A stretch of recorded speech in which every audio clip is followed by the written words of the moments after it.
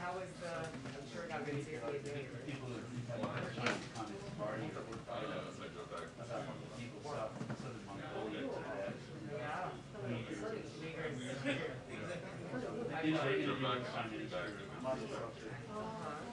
Must be really busy. Next time you do the drive. Actually, the week used to be Yeah, not bad. There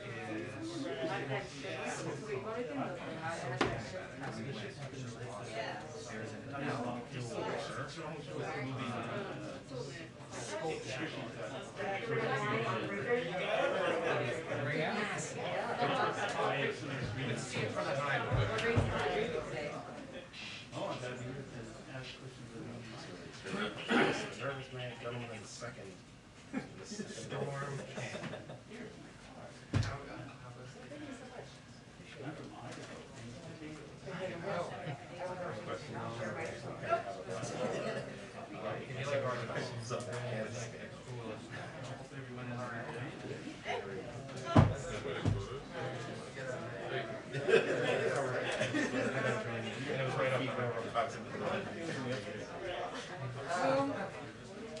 Faint, but notable, but that's great. Yes, I did. Thank you.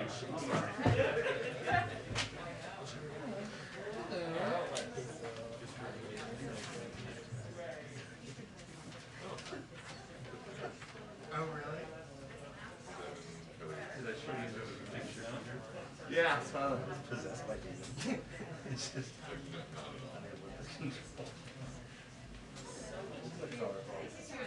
Thank you. I'm glad somebody noticed. I noticed. I like, well, I know that has the blue shoes. I like the blue shoes. Sean Spicer used to have colorful Oh, yeah? There's never been a bigger style trendsetter than Sean Spicer. Oh, yeah. That's why. And you're right. It is, it is. Multiple Peter. Which Peter's asking? What's coming from that? How are we?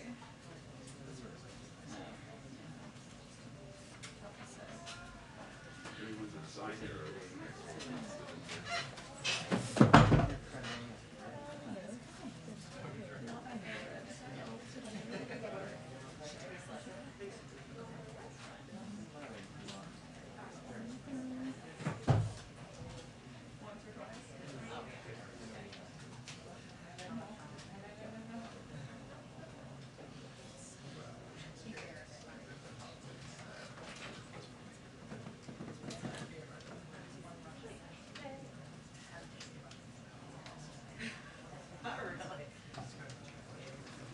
Hi, everyone.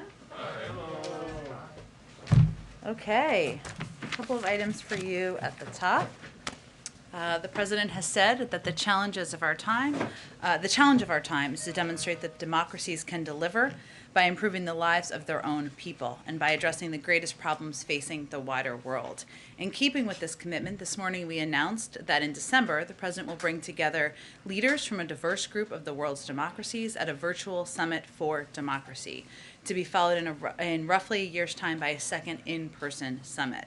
The virtual summit, to take place on December 9th and 10th, will galvanize commitments and initiatives across three principal themes: defending against authoritarianism, fighting corruption, and promoting respect for human rights. Following a year of consultation, coordination, and action, President Biden will then invite world leaders to gather once more to showcase progress made on their commitments. I also wanted to note that yesterday, Vice President Harris announced that 2.5 million Americans have signed up for health insurance during the special enrollment period the Biden-Harris administration opened just weeks after taking office. That is 2.5 million more people who can now rest easy knowing they're covered, and who join the over 30 million people who have health coverage through the Affordable Care Act. Thanks to the American Rescue Plan, health insurance is now more affordable than ever. Families are saving an average of $40 per person per per month. That's nearly $2,000 per year for a typical family of four. And President Biden and the president's Build Back Better agenda that passed the Senate would extend these savings, helping lower healthcare costs for millions of Americans. There are just 5 days left until the special enrollment period closes on August 15th. Now's the time for anyone who doesn't have health insurance to go to healthcare.gov and find a plan that works for them. Darlene. Thank you, Jen. The president's meeting earlier with CEOs on vaccinations, can you tell us, were there any decisions reached in there in terms of what else the administration can do to encourage people to become vaccinated? And is meeting with companies who are requiring their staffs to be vaccinated, is that a sign that the White House is kind of shifting away from encouragement and, supporting the mandates that corporate America is doing? Is that, in other words, is that a backdoor way of the White House trying to do the federal mandate that you all have said you can't do? It's a front door way of lifting up private sector companies who are taking steps through carrots and sticks, through incentives, and through mandates in some cases to get more people vaccinated and to make sure they're protecting their workforce. I would note that this was intentionally a diverse group of industries, so the airline industry, university systems, healthcare industry, small businesses. We wanted to share the work they're doing and support these efforts. And today is an example of us lifting up the private sector taking steps that make sense, that show that vaccines are safe, effective, and are the best ways to for people to re-enter the workplaces safely and also reboot our economy. So that was the objective. I wouldn't say it was meant to be a decision meeting as much as a discussion about best practices, what is working for these industries, and hopefully they can be the models for others. And then just a couple on the Senate. Is there a deadline for when the president would want to see the budget reconciliation bill passed? As soon as he can sign it into law, he looks forward to signing it into law. But we know, as was announced yesterday, the House is going to be coming back next week. They're eager to get to work.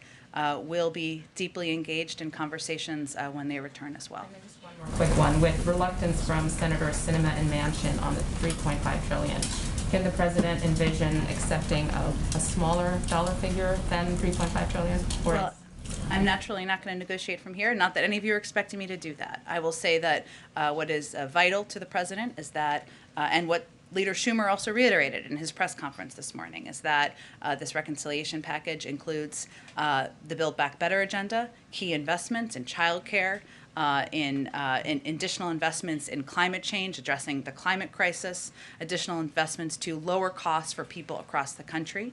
He's certainly expressed a comfort with the 3.5 trillion size, as you all know, and obviously there's a lot of work ahead as we work to gather support for this package. Go ahead. Does the White House know who in Florida made the request for hundreds of more ventilators from the Strategic National Stockpile? Well, I would say, Caitlin, I saw the remarks and comments by the governor and representatives of the governor. I would note that as a policy, we don't send ventilators to states without their interest in receiving the ventilators. I think the most important question here is why would you oppose receiving ventilators when you clearly need those in your state, given the percentage of hospitalizations that are occurring in Florida? Do you think it's feasible the governor was unaware that those ventilators were sent to his state earlier this week? I think that's really a question for the governor and his team. And one more question. What is the president's reaction to the jump in consumer prices? And what is his level of concern today, now seeing those numbers with inflation? Well, Caitlin, if you actually look at the numbers and the trends over the last several months, it shows that core inflation was not only below expectations, but it decelerated from last month and even from the month prior. So over the last couple of months, we actually saw it trended downward over the last 3 months, and that is an encouraging sign. We also continue to believe that as the economy turns back on, and as people are, as businesses are starting to move, as the demands start to change in the economy, that there will be transitory impacts as it relates to inflation. Those are projections that have been made, of course, not just by the Federal Reserve, but by CBO, Goldman Sachs, UBS, Moody's, and others. They've also all predicted that that inflation will come down next year, and that those are the projections that we abide by. Go ahead, Jeff. Jen, a question about OPEC. The White House is pressing OPEC to produce more oil. Have you gotten a response from Saudi Arabia about that request? Well, first I would say this is just outreach that's just happening over the last couple of days, but it's also ongoing and something that isn't new. As of today or even as of yesterday. We've had ongoing engagements, and I know we talked about this just a couple of weeks ago when we were especially concerned, or when there were OPEC discussions with OPEC member countries happening, even though we're not a member of OPEC. So the steps that we were announced this morning, which include, as you referenced, Jeff, National Security Advisor Jake Sullivan putting out a statement about how White House officials are continuing their engagement with relevant OPEC members on the importance of competitive markets and setting prices and doing more to support recovery. It also includes a letter that was sent from our NEC director, Brian Deese, to the FTC to consider, encourage them to consider using all of its available tools to monitor the U.S. gasoline markets. So this is not meant to be for immediate response necessarily. It's meant to be long-term engagement, consistent long-term engagement as we work to address not just anti-competitive behavior in the United States, but in the global marketplace as well, and also taking steps that we feel are prudent to keep gas prices down for the American public. I have a broader question on that theme. How does this White House square a push for OPEC or Saudi Arabia to increase production of oil, which is a fossil fuel, with your climate change agenda, which is basically to get away from fossil fuels? Well, first I'd say, Jeff, that experts have consistently debunked the notion that efforts we are undertaking to transition to net zero by 2050 and a clean power sector by 2035 are related to domestic production at home. I would just note, I know that wasn't exactly your question, but I wanted to get that in there. Our view is, one, that there are steps OPEC can take. What we're raising here is, we've raised in the past production and the need to increase production, as you've said, to make sure we have that available to help address the price of gas. We also are talking, though, most importantly, about competition and about ensuring that pricing on the global market is something that is aligned with what is fair and what is competitive as well. So we're talking about a number of steps, not just one, but I'd also note that we know that they have supply that's available that can be accessed, and that's what we're really referring to here. One other foreign policy question. Is the White House or the U.S. supporting Canada in any way with its back and forth with China about two people, one who's been convicted to death for drug smuggling and another who's been sentenced now to 11 years for spying? We have spoken out about this in the past, and I believe the State Department has. I would certainly point you to them on any particular comments. New comments, I should say. Go ahead. Thanks, Jen. On Afghanistan, last month the administration shared that the objective was to get individuals who are eligible relocated out of Afghanistan in advance of the U.S. troop withdrawal at the end of August. Given the speed of the Taliban offensive, is that still the timeline? It continues to be. We continue to work to expedite that to ensure we get SIV applicants who are eligible out of the country, both to Fort Lee, our base here in the United States, and also to third-party countries. But there have been a number of flights that have already been conducted, already been implemented, and we're continuing to work to expedite moving these applicants out of the country. And one more on that, the administration's view has been the Afghan forces have what they need. They've got the equipment, they've got the forces to fight back. But the Taliban now controls about 60% of the territory in Afghanistan. Isn't it clear that the Afghans at this point don't really have control? Well, I think our point here is, Stephanie, is that we will continue to provide close air support, making sure that Air Force functions are operable. We will continue to resupply their forces with food and equipment, pay all their salaries.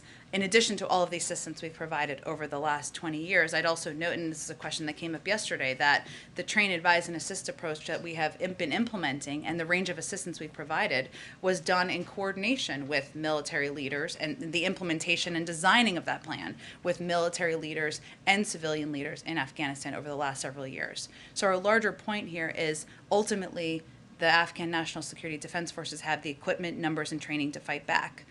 They have what they need. What they need to determine is if they have the political will to fight back, and if they have the ability to unite as leaders to fight back. And that's really where it stands at this point. Good question. That air support is supposed to end in the next few weeks. That U.S. air support. What happens after August 31st when those 600 troops are still there trying to protect the U.S. Embassy and the airport, and that air support is gone? Will that be looked at again to continue it, or what happens from there?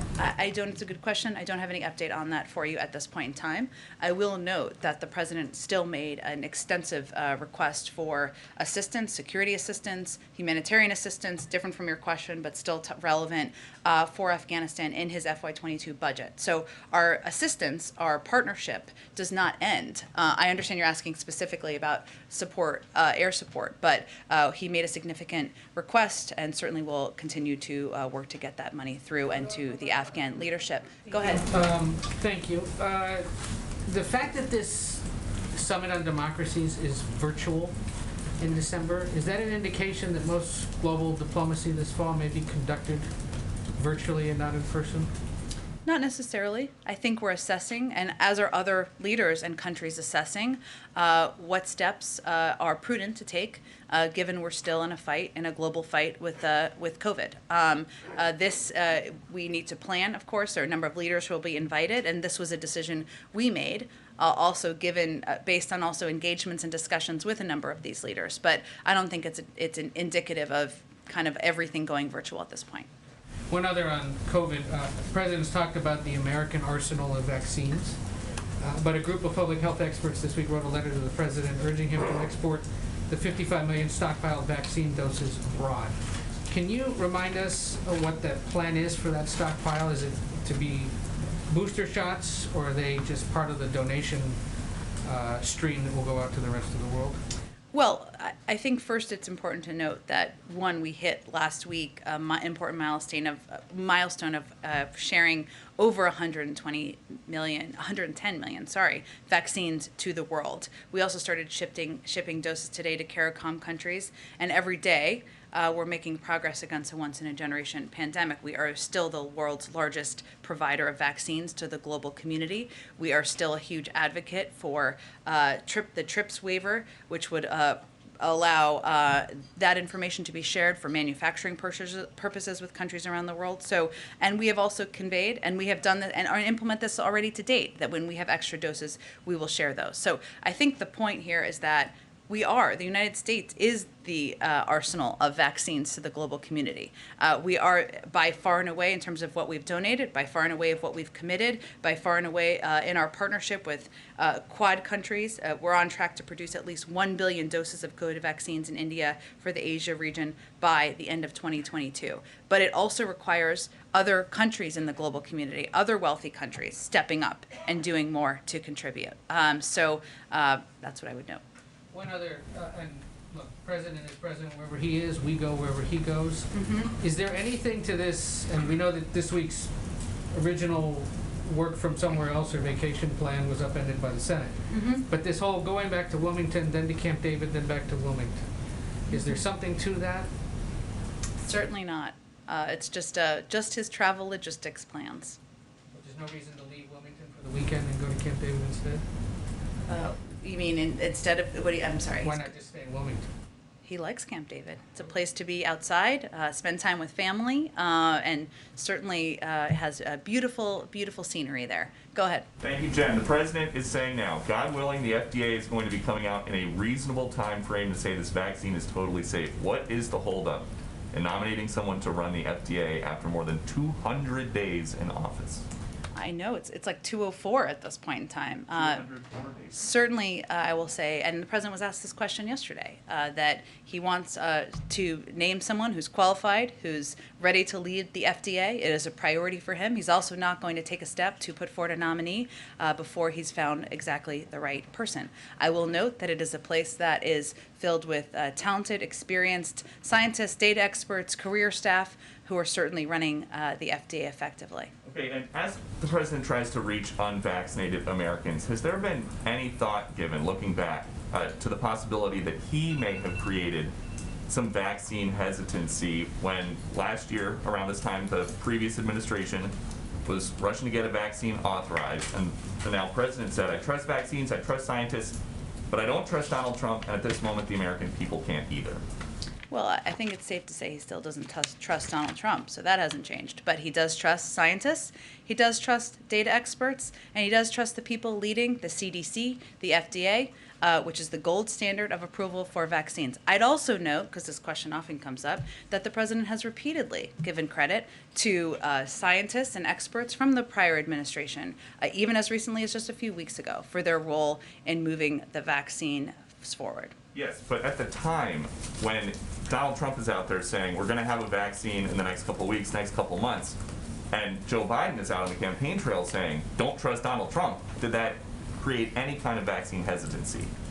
Not that we've seen in the data. I would note that at the time, just for context, the former president was also suggesting people inject versions of poison into their veins to cure COVID. So I think that's a relevant point. And Joe Biden, then vice president, was saying we got to wait until something is fully authorized, and it's still not. Well, the FDA works on the timeline of science. At the same time, we've also seen tens of millions of people's lives saved who have gotten the vaccine. That data is clear across the country. Go ahead. Back on Afghanistan, Jen, the president made his view clear yesterday that he doesn't regret his decision, but a U.S. intelligence official is telling CBS News that Kabul could come under pressure in a month or two, and if that happens, the entire Afghan government could collapse in as little as 90 days from today. Does the president dispute that assessment, or does he accept it as the likely outcome? Well, we don't rely on anonymous assessments. We rely on the intelligence assessments made by the U.S. government. They have put out public assessments, which certainly we stand by.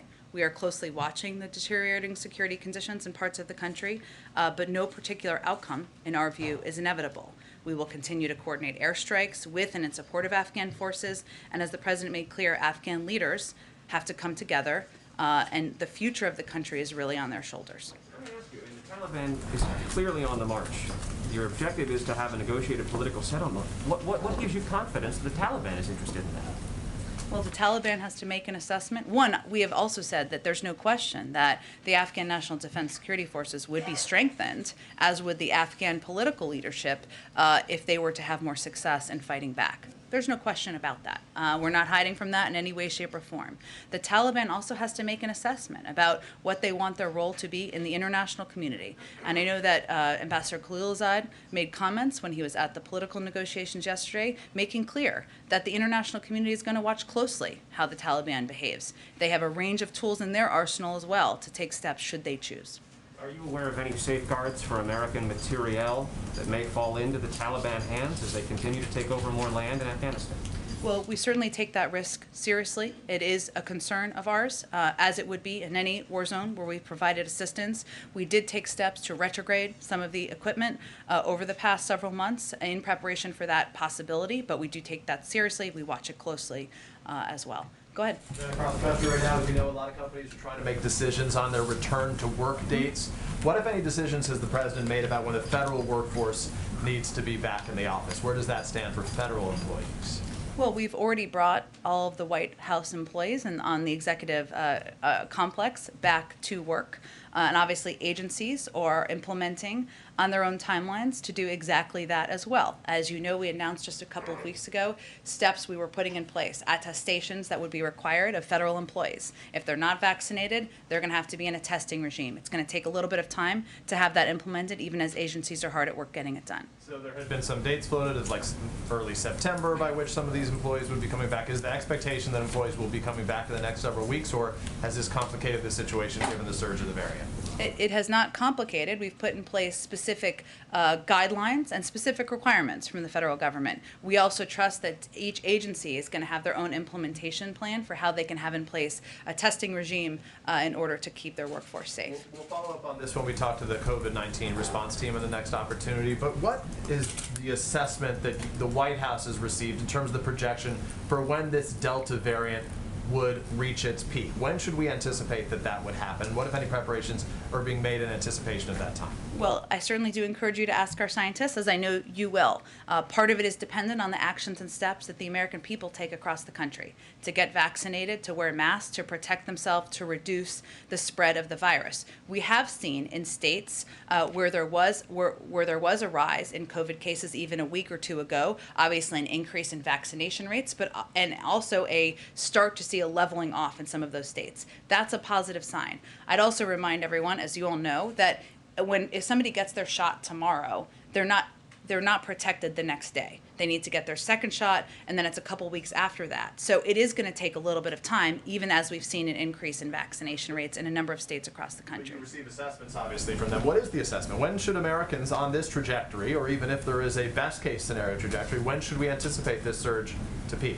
Well, again, I encourage you to ask our scientists and our experts who are tracking exactly that, an important question. But it is also dependent on the steps that we are taking and people across the country are taking to get vaccinated and protect themselves. In the near term, are there conversations about the potential for field hospitals, much the same way that you produce mass vaccination sites in some places? Some of those states right now don't have sufficient resources to care for the number of hospitalized individuals. Are those conversations taking place? We are in touch with every governor, and we have offered assistance, federal assistance, strike forces. Every state needs something different. And states that have higher rates of COVID obviously need even more assistance. And we are prepared to provide any kind of assistance that's going to help stem the flow of the rise of the virus. Finally, I know you'll tell us. So, simple question. Has the president spoken to the soon-to-be governor of New York yet, Kathy Hochul? Not yet, but we expect him to do that in the coming days. What message does he communicate? What message would he want to share publicly with the soon-to-be first female governor of the state of New York? Well, I'm sure we'll do a readout after the meeting, but I will tell you that he would convey to her, I'm looking forward to working with her to continue to get the pandemic under control, to put the people of New York back to work, and to move forward as a federal and state partners. Go ahead. Hey, thank you. Can I go back to the OPEC announcement Sure. this morning? The timing, of course, in the hours before the CPI announcement kind of lends an impression or question of whether there's a domestic political lens for you. What, if any, tools do you have to pressure OPEC other than, a letter from Jake Sullivan to actually take steps to increase production? Or is it just the U.S. sort of doing it for political benefit? Because that might be how they view it. Right? Well, we don't see it through a political lens. We believe that, one, the president's role in addressing competition doesn't stop at the border's edge. And while we encouraged OPEC, as you know, I know you covered this closely, to take steps, or OPEC countries to take steps to increase supply back several weeks ago, we believe this needs to be a continuous and ongoing conversation, and we need to elevate this issue in public and certainly in the global community. It's just one step in our toolbox to continue to keep prices down for the public. Is there anything domestically that the U.S. would consider to do to incentivize increased production here? Well, I would also note that our NEC director, I should say, sent a letter to the FTC as well, encouraging them to consider looking at available tools to monitor the U.S. gasoline market. As you know, what we've seen, this isn't the first time this has happened, but even as oil prices go down, gas prices take a longer time to come down. Now, gas prices are still aligned with where they were back in 2018, but we know this is going to be, and they often go up in the summer. We've seen that trend over and over again. But this is a long-term issue, and we want to send the clear message that we are going to take steps, whether they are using the bully pulpit or otherwise, to make sure we are going after anti-competitive behavior. But that is a different question than increasing production. You're asking OPEC to increase production. Is there anything the U.S. producers can do to increase production, or the U.S. the administration would consider doing to make more U.S. oil? Well, that wasn't an ask we made. The point we've made in these communications is that we do have the supply. We're not making a supply question here, or we're not posing a supply question domestically. Obviously, OPEC has its own unique role on the global marketplace. But we do also think that there should not be any price gouging at the pump when there is available oil. So that is what we are highlighting and marking out there. Thank you. Go ahead. Thanks so much, Jen. Ken Salazar was just confirmed as ambassador for Mexico. He's just the first ambassador for a country to be confirmed. Is this something that the president is concerned about? What is the White House doing about kind of the slow pace of confirmations of ambassadors? Well, we are grateful for the important work the Senate did before recess by passing the bipartisan infrastructure bill and certainly taking an important step forward on the President's Build Back Better agenda. We are frustrated over the slow pace of confirmations, particularly for non-controversial nominees. A number of these nominees who are sitting and waiting are highly qualified. A number of them have a lot of Republican support. So what is the holdup? And as you noted, it's important for us around the world to have qualified ambassadors who are confirmed by the Senate to lead our country and represent our country at this point in time. There are also a number of other positions at the Treasury Department, at other domestic agencies that could play a pivotal role as our country is continuing to deal with an economic recovery. I would also note that just for data purposes, the president has sent over more nominees at this point than his predecessor and a comparable amount of nominees to Presidents Obama and Bush. Right now, we have nearly 275 people we've nominated pending confirmation by the Senate, a number of them who have strong Republican support as well. Now, a few of the recent nominations last week were donors. The president during the campaign promised to put diplomacy back in the hands of professionals.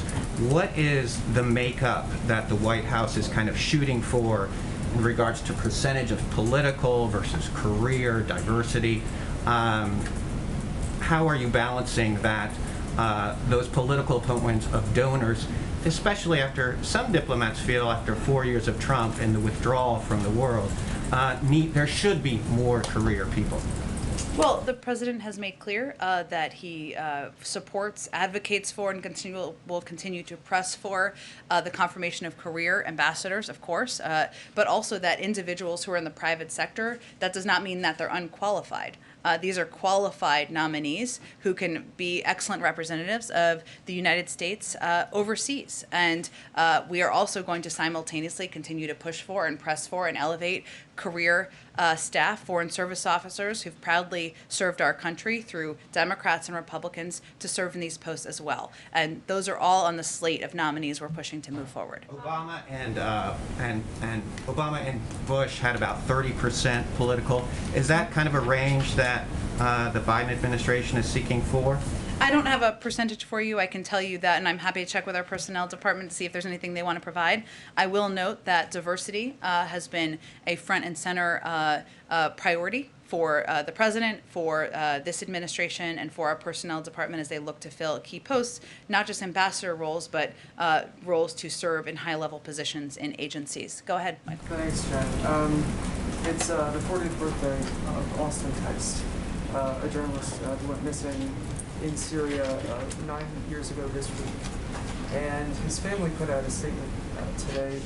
I was going to read just a short portion of it for you. We are now imploring a third president to communicate to his administration that Austin's secure release and safe return is a priority. There are many capable people working in our government who are eager to see Austin walk free. They must have President Biden's authorization for significant and relevant diplomatic engagement with the Syrian government. What has the president done, publicly or internally, to communicate that this is a priority, and when will we hear from him directly? Well, I would note that first this week, as you noted, marks his 9th year in captivity in Syria. I talked about the detainment of Austin Tice when I was in a prior administration 2 administrations ago, and that tells you how long his family has been waiting. We'd certainly reiterate our call for Syria to help release Austin Tice and every U.S. citizen held hostage in Syria. We are committed to following all avenues and talking to anyone who can help with Austin's release and return home. We don't speak about those publicly because that's not in the interest of the outcome. But we are committed to working on do it using every tool in our disposal to bring Austin and all hostages held in Syria home. I just want to follow up because it seems as if there's a feeling that there needs to be an explicit directive from the president, whether it be publicly or privately. He is directing Syria to release Austin Tice, and we are using, and he has asked his government to use every tool and tool of engagement available to bring him home. Go ahead. Thank you, Jen. I've got two questions, one domestic and one Jake, it's your national. birthday today. You Yes, noted that for yes, me. it is. Happy birthday. Thank you, and let me wish you back happy Infrastructure Week. Okay, same. We all get cakes. That's what's Okay. good. So, one quick question about infrastructure. With the infrastructure bill just having passed overwhelmingly in the Senate and headed for the House, is there anything the American people should anticipate in terms of the next big push for bipartisan legislation? Well, the door to the Oval Office is always going to be open to bipartisan work, bipartisan engagement. There is work that we expect to proceed in the fall, including work on CHIPS legislation, helping to address issues in our supply chain that are impacting American workers, American companies. We certainly believe that Congress should follow historic precedent and raise the debt limit, as they have 3 times during the former president's administration and 80 times overall. And there are issues that have historically received bipartisan support, including on immigration, including on steps to make our workforce more competitive, address our competition with China. So there's a number of opportunities. We look forward to seeing what openness there is on the other side of the aisle as well. Go ahead. I think we got to keep going. Go ahead. 46 Republican senators have now signed a letter saying they will not vote to raise the debt limit. So what is the White House's kind of plan from here? What conversations are you having with Congress to make sure the U.S. doesn't default on its debt? Well, I would say we are making absolutely clear that raising the debt limit is something that has been done historically 80 times in a bipartisan fashion, the vast majority, more times under Republican presidents than Democratic presidents. And when we're talking about what debt we're dealing with here, most of it, 99% of it, I believe, existed before President Biden took office. So we understand what their public comments are to date. Congress will return in September, and certainly we know the private sector, that former leaders from both sides of the aisle are eager to see Congress raise the debt limit and not face default. So is passing this through regular order not in reconciliation? Is that a red line for the president? I'm not here to set red lines. I think there's a standard precedent we're looking for Congress to follow. Go ahead. Go ahead. I appreciate it. There's still roughly 2,000 inmates who were released to home confinement through the CARES Act. We've reported that the Biden administration deemed that the Trump administration was correct in interpreting that that authority would basically end at the end of the pandemic. Would the president prefer issuing clemency to those inmates, seeing a legislative fix that would keep them on home confinement, or is he okay seeing them return back to prison, most of them? Well, I saw your reporting. We all did, of course. We are working hard every day to reform our justice system in order to strengthen families, boost our economy, give people a chance at a better future. As part of this, the president is deeply committed to reducing incarceration, helping people successfully reenter society. And he has said too many people are incarcerated. Too many are black and brown.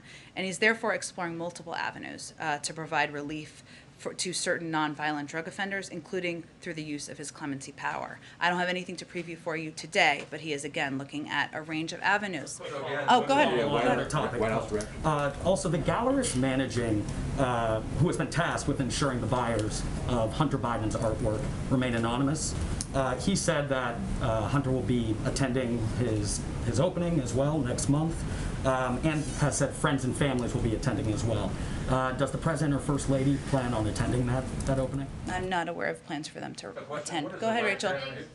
On the nominations again, I know that Secretary Blinken called for the nomination of Deborah Lipstadt as Special Envoy to combat anti-Semitism last week on the Senate Foreign Relations Committee. What kind of communications has the White House had with the Senate Foreign Relations Committee on her nomination and on others as well?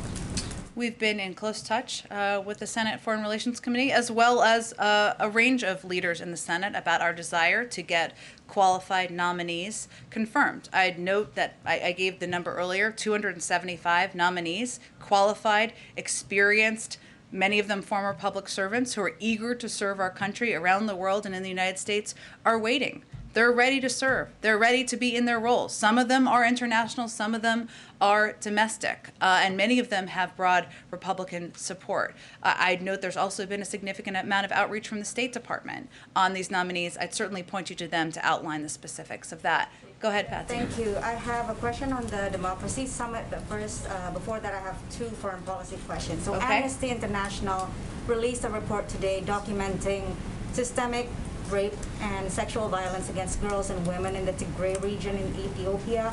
How do you respond to that report? And does the administration plan to do more to help stop these atrocities? Well, we are closely engaged with countries in the region, leaders in the region, and certainly horrified by what we've seen as ongoing human rights abuses in Ethiopia. And that's something I would certainly point to the State Department for more extensive detail about our work there. We have put out a number of statements from administration officials on this particular issue, and we will continue to elevate it publicly. Haiti, Senators Rubio and Menendez just sent a letter earlier this week to President Biden expressing concern about the political crisis in Haiti following the assassination. Has the president responded, and how does he plan to respond?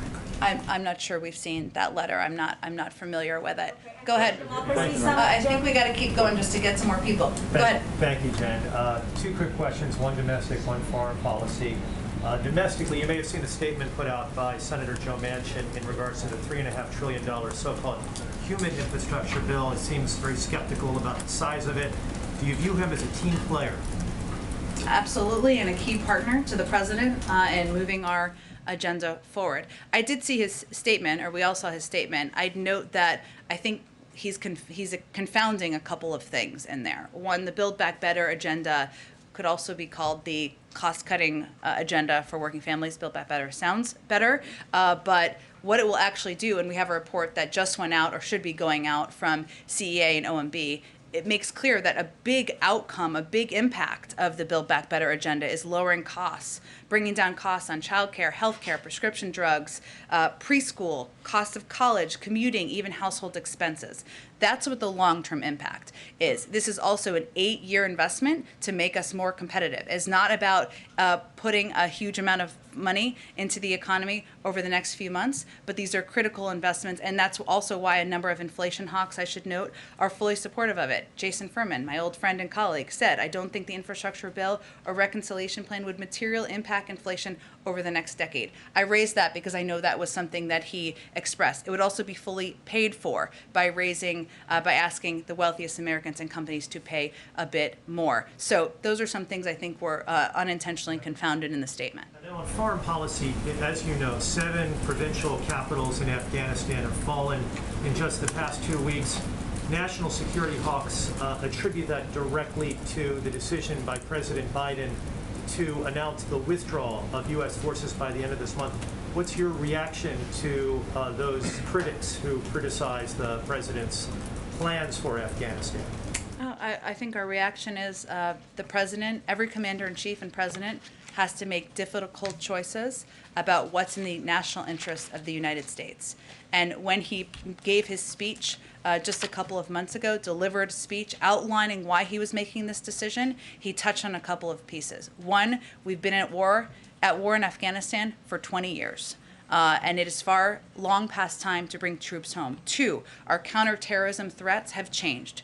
They are no longer emanating in the same capacity from Afghanistan. We need to have capacity and counterterrorism capacity to address threats from other parts of the world, Northern Africa and others.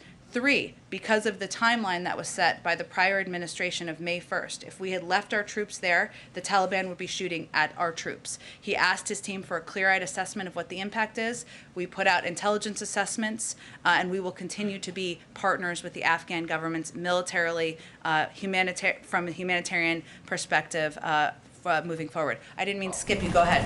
No, you're fine. Back to the Senate, which recessed without taking any significant action on voting rights. And I think Mitch McConnell said something akin to, it's not going to happen tonight, and it's not going to happen when we come back. What, if anything, is the White House doing to sort of push the issue forward over the next month? Well, I would say first that Leader Schumer made clear that he disagrees with that assessment, and he is the leader of the Senate. So he has indicated that he wants to continue to press for voting rights on legislation and moving things forward. I expect you'll see a comment from the president on this particular issue and his ongoing commitment to addressing voting rights and making sure we are protecting and defending people's fundamental rights as well. As you noted, the Senate will return in September. We will stay at it in this fight. We will continue to work with officials around the country, with activists, and with legislators to move legislation forward. Go ahead. Just curious if the president is following the recall election in California, how concerned he is about the vote, and whether he is considering getting more involved to potentially engage Democratic voters that polls show are less enthusiastic about casting ballots. I wouldn't say he's following it particularly closely in the sense that he's got a lot on his agenda, but we certainly support Governor Newsom and have worked with him on a range of key issues, whether it's the pandemic, addressing wildfires, growing the economy, and look forward to continuing to do so. Will we see the president potentially make a statement or, some other show of support for him in the final days? He supports him. I don't have anything in terms of additional steps to preview for you. Go ahead. Jen, what is the White House reaction to the Hyde Amendment being included in the $3.5 trillion budget resolution?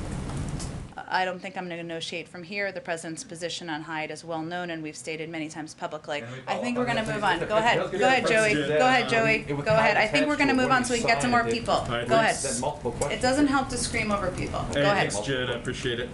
Just going back to the Senator Manchin statement, you said he, quote, confounded a couple of things when he raised cost concerns with the $3.5 trillion price tag. Does that mean for now, I know we've asked you about this a couple times, but your position, the White House position right now, is that it needs to be the $3.5 trillion price tag, and that you're not budging on that figure and you're digging in on that figure?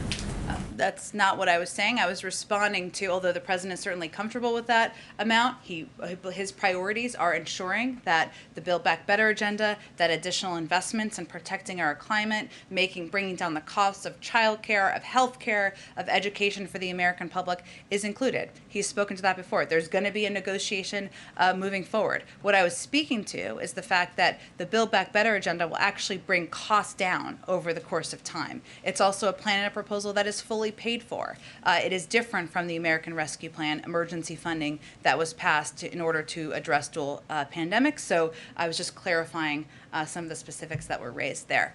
Go ahead, Ebony. Tomorrow, Representative Norton, along with several other progressive groups, are going to be having a rally, but also delivering a petition with thousands of names to the president to ask him to come out and still speak on the filibuster. And while we know what the president's stance is today on the steps of the Supreme Court, you've had family members of John Lewis talking about how the president has stomped so much on the filibuster, speaking more than 300 times, but less than 50 when it comes to voting rights. Is there anything in his schedule where we can see where the president is going to be making the same type of effort he is doing with infrastructure on voting rights?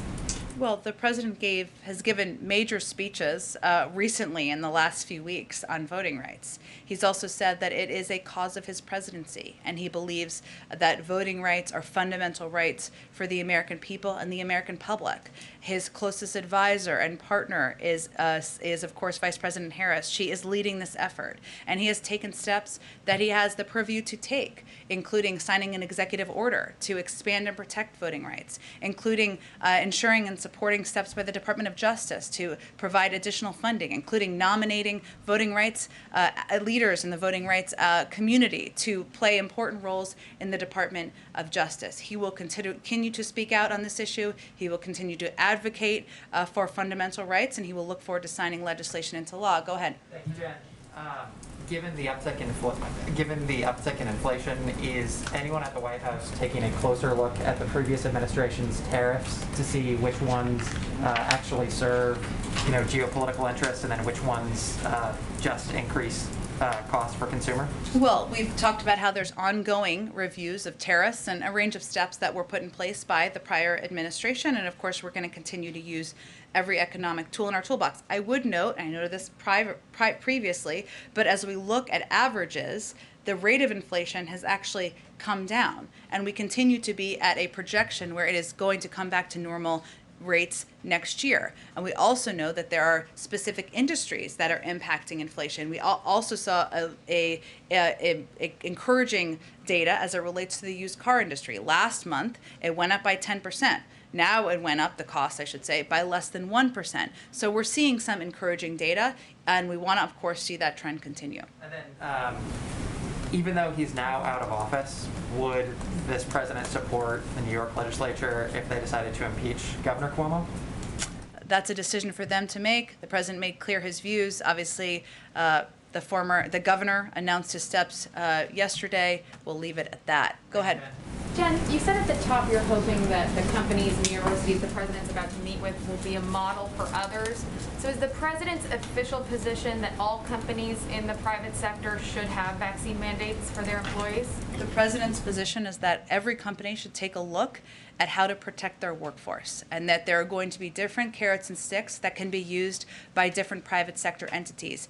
Even these industries that are represented today have taken different steps. He's lifting up them as examples of models of what works, but there are different companies will take different approaches. Is the president disappointed in other airlines that haven't taken the steps that United has?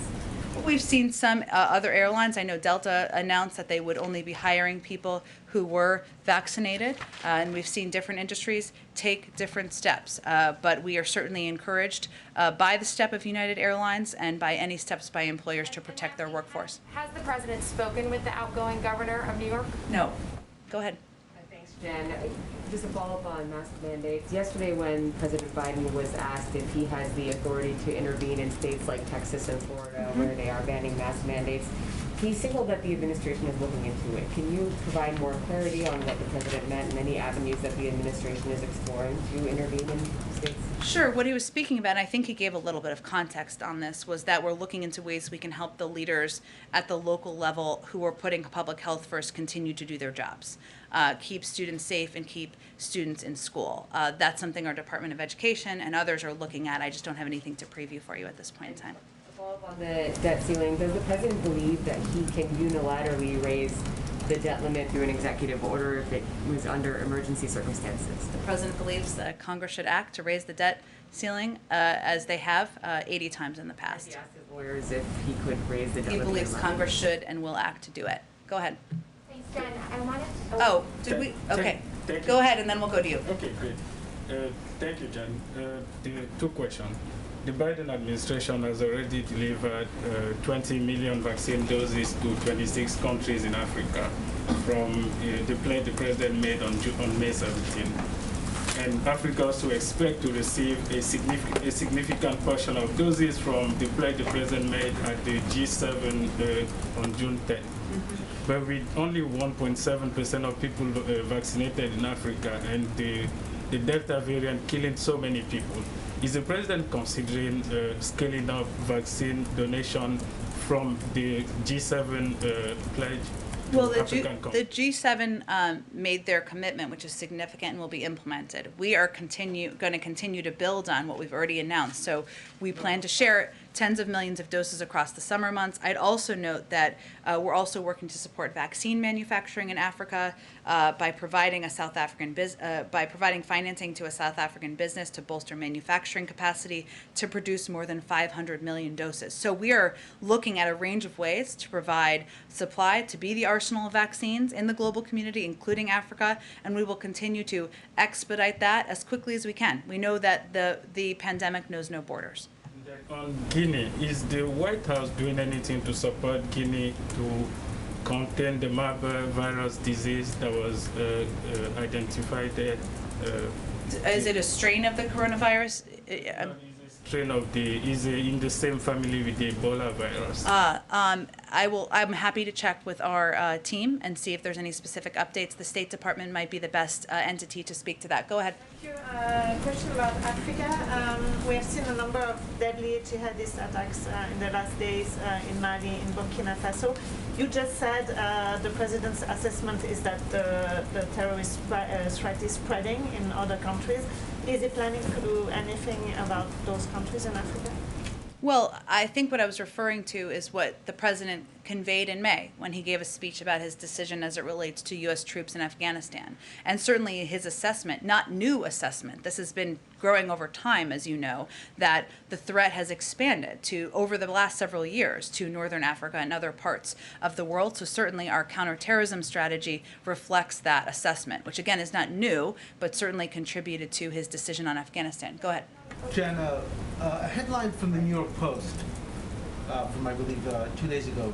Team Biden's war on DeSantis is all about kneecapping a successful governor, a GOP governor. Could you address that concern, please? Our war is not on DeSantis. It's on the virus, which we're trying to kneecap. And he does not seem to want to participate in that effort to kneecap the virus, hence our concern. Thank Go you, ahead. Jen. Thank you, Jen. I have a rapid fire 3 questions on transparency. As Ed noted earlier, the president's been to Delaware 17 times. It's soon going to be 18 and 19 times over the past 6 months. I want to know how visits from visitors and from family members with potential conflicts of interest are being treated for the purposes of White House visitor log disclosure. Also, I was hoping that you could respond to Walter Schaub's criticism of her son's art sales. He says he wants the shame on the president if he doesn't ask his son to stop. What exactly has the president said to his son? And the third question is, what spacing constraints are there in the White House East Room that are preventing us all from attending the event later today, especially considering there are no spacing constraints in this room? Well, one, I think we wanted to make it as transparent as possible and make the entire meeting available to everyone who isn't just in this room. So we are actually not discriminating against people who are covering the White House from outside of the White House briefing room. Second, I would say we have spoken extensively to the arrangements, which are not White House arrangements. They're arrangements between Hunter Biden's representatives and ones that we certainly were made aware of. I don't think I have anything to add in that regard. And no, I can confirm we are not going to be providing information about the comings and goings of the president's grandchildren or people visiting him in Delaware. Go ahead. In the reconciliation, okay, last one. Yeah, in the reconciliation framework that was that made the next step here. The public debt, it says, goes to $30.7 trillion in the next fiscal year. Then it balloons to $45.1 trillion by 2031, and that's with the pay-fors. So at what point does the federal debt become an issue or concern for the president?